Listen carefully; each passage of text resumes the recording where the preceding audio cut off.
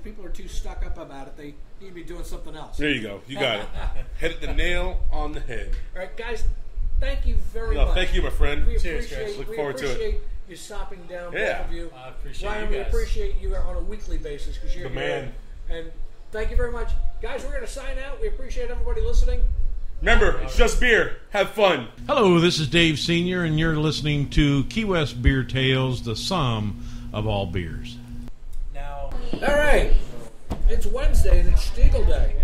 Cheers! Cheers. At the Prost. Prost. And we're here with Roger Thompson III. And for the first time, we also have Leslie Bevins on the show. She's just nodding. She's not saying anything. She's just happy to be here. She's happy. She's happy to be here. We're happy to have her. So in any case, Stiegel, Roger came with 2 double IPAs from Stiegel. Now, Stiegel's an Austrian brewery. 2012 as well. So, a Oh, I vintage. thought it was only 1 year. 2012. 1 year, 2012. Then we brought the Son and Koenig from 2013, which is a completely different style beer. Okay. So these are 9.2s. 9.2% ABV.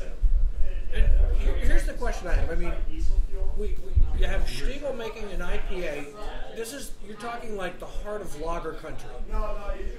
Austria, Germany, they only make, for the most part, lagers unless it's a Weiss beer. And here we have an IPA, which is like off the beaten track. Do you know how they came up with the idea of making this? Great question. They're trying to change the beer culture in Salzburg, one customer at a time. So we have a small brewery inside the brewery where they started brewing these specialty release beers so that people that visit the brewery can drink these only at the brewery. And we begged the brewmaster to release some of these bottles to the U.S. And they gave us 1,000 bottles, which is about 100 cases for the entire U.S. It's a fantastic beer. This is from my personal stash. He guaranteed it would hold. Thank you, by the way. You're very welcome. He guaranteed it would hold for 3 years. It's a little over 3 years old. I think we've all had it, saying what a fantastic. It's an incredible beer. Yeah. It's a little more. Forward for your typical IPA, but again, it has age, and a lot of the hops will fall out about a year and a half into it. IPAs generally don't age well, but this one is like, this is fantastic. Yeah, we're most of the IPA brewers will say, don't hold them, just drink them all so you get the hop. And that's the way that they're brewing them. Yeah. I think the way that these guys brewed this, they were right. They used 4 varieties of hops. So it was really hoppy when it came out when we first tried it. It's still very hoppy, has a great floral note to it. It's got a lot of taste. So what I think they did is they brewed it to hold, like they said, for about 3 years. So I think they did what they intended to do, which is fantastic. One of the things I'm enjoying about this is that it's not overly hopped. It is an IPA, but it's more closely in line with what the British are going to make as an IPA, which is where IPAs come from, of course, as far as the hop level to the malt level. Yeah, this is a true India Pale Ale. This is not the American, 120 IBU. This is brewed in the style of a true India Pale Ale, and I think that's what they tried to capture. I think they nailed it pretty good. So what we're drinking here is really delicious. That is Wonderful. our buddy Josh Durham from Brown Distributing just showed up at the Stiegel Ferdinand, the Imperial Alt.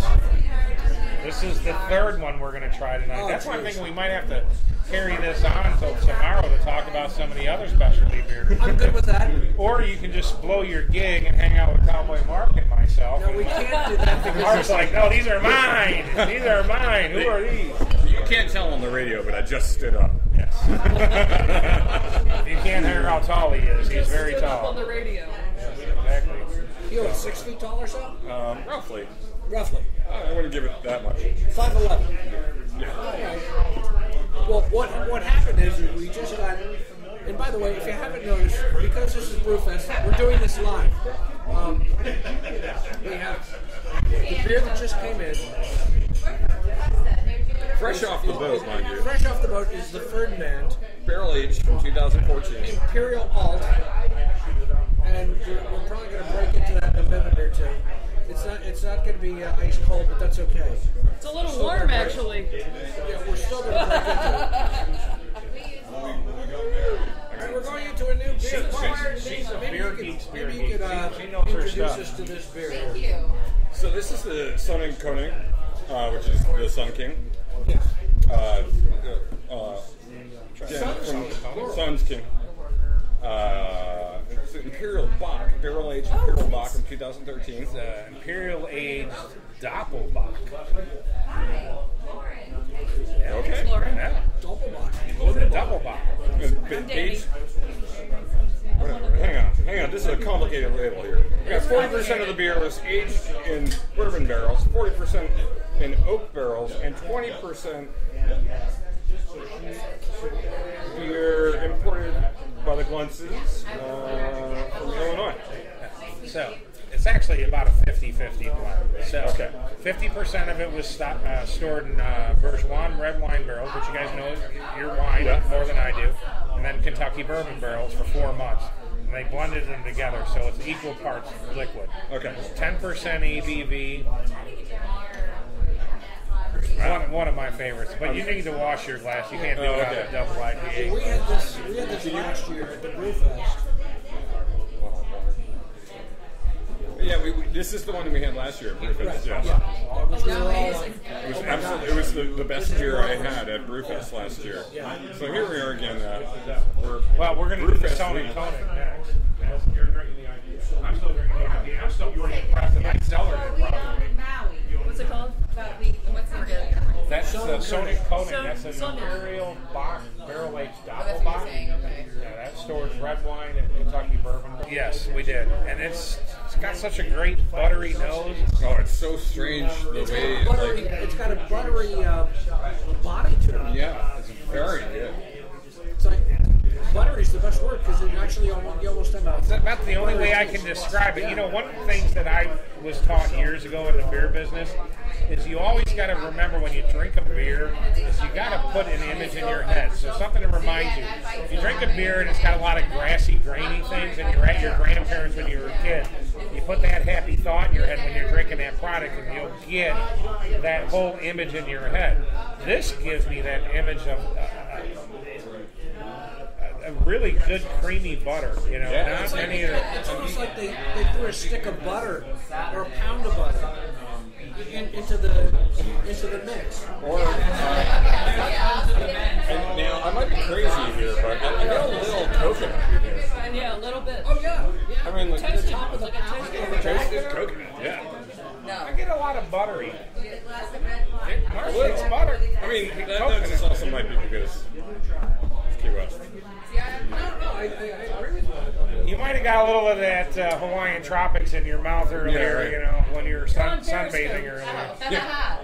Yay, beer. Say who you are and where you're from. Lauren Sinsari, Founders Brewing from Miami, Florida. That's right. And actually, I don't know if Bruce is still here. I don't know if they're still there, but Bruce is from Michigan. Still good. He's a big Founders fan. This one. Oh, Oh, yeah? Yeah. Excellent. They may have left. I can't see through. Maybe over there. See, what's cool is we have a founders rep here. Yeah. They got probably 5 of the top 10 beers brewed in the U.S. right now. Yes, In yes. Congratulations. any print publication, probably have 5 of the top 10, right? Maybe a little bit more. All right, we'll say 5 of the top 10. And we go absolutely. But she gaga knows for beer. that. Yeah, She knows beer. I just wish I had her body. Yeah, I used to look like that when I was 21 too. No, it's definitely increased in size with this company. Body by beer, but you know. Body by beer. Yeah, you see the Body by Founders too, right? Body by Founders. That's the guy who goes out like these stouts. Yeah, our Imperial stouts. How do you do something for? Dave, you got any tasting notes on this? Buttery. Buttery? Buttery is the Buttery's operative the word. best way to describe it. I mean, yeah, 'cause that's the. Yes, definitely some caramel. Yeah, I guess. I wonder if I think the butter's coming from the tannins from the red wine barrels or the oak. I don't know. It's get a little bit of oakiness if you breathe in afterward. You go. Oh, it's prominent. You get, I think some of that butteriness is also from the whiskey.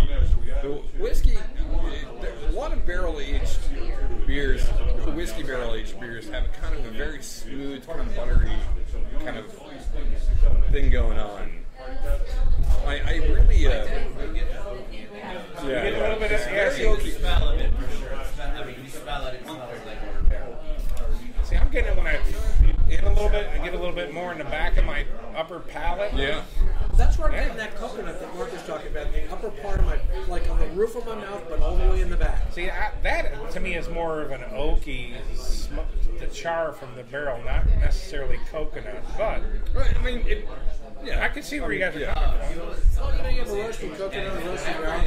You taste. Yeah. Some people will just be like, this beer tastes like Valencia oranges. I love Valencia oranges so Leslie, much, and they're so good. you're a It wine tastes drinker. anything like Valencia oranges. Do you taste any of the red wine coming through, or do you taste more of the bourbon? More bourbon? Okay. Yeah. That's kind of Leslie tastes more bourbon. I get more bourbon on it too than the red wine. Yeah, definitely. Very bourbon. And I'm a bourbon guy. I'm not a bourbon guy. I'm a white liquor guy. It's vodka for me.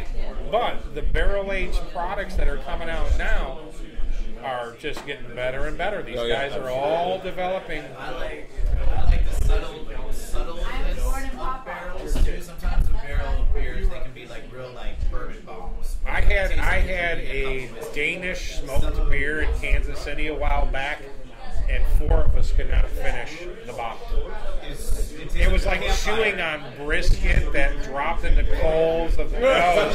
They're like drinking a campfire. Yeah, it was so we're like, it was $30 a bottle, so we enjoyed it because we wanted to finish You it. had to say you enjoyed it after paying $30 a bottle.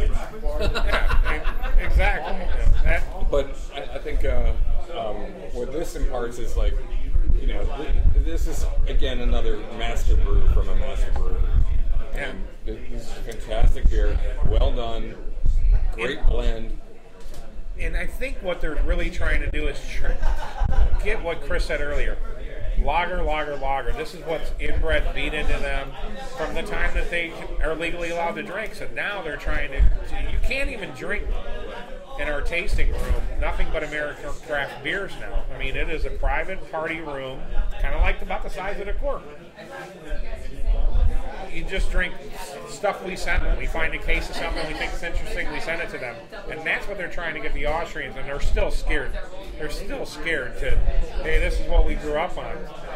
But eventually the European craft beer scene will catch on. And trust me, it will. They're already building breweries in Berlin, so Stones broke ground, so everyone's going to follow through. And when it hits there, it's going to hit big time. Yeah. It's not going to affect the traditional Stiegel drinker. It's going to get all the new drinkers. Yeah, exactly. Which is exciting. Totally. Thank you guys. I appreciate it. Thank you for listening to Key West Beer Tales, the sum of all beers, sponsored by the Cork and Stogie, 1218 Duval Street in sunny Key West, Florida. Follow our page on Facebook.